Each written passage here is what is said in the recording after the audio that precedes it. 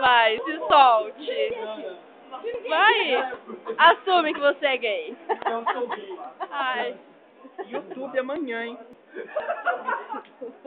Ah, não. Primeiro, O que você acha da homossexualidade?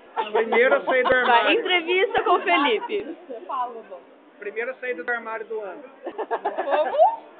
Como? Foi lá. O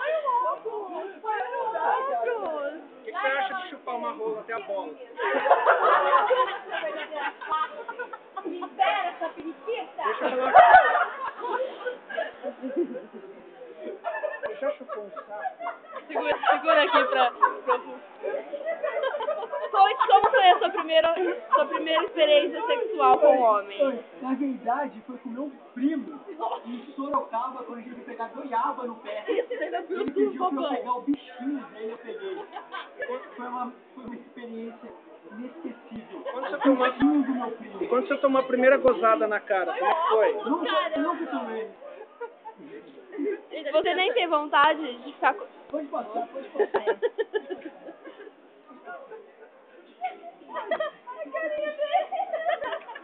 Tem que pegar o posto da luz.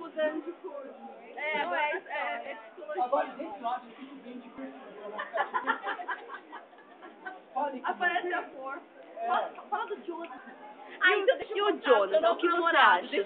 Não, ele não é meu novo namorado, eu só gosto da bundinha redondinha dele. Não, deixa eu Ele tem a contar do bundinha. Jonathan.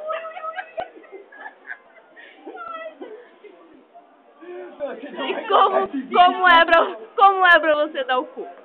Na verdade, não é o cu, é uma buceta. Ah. Eu tenho uma buceta. É verdade.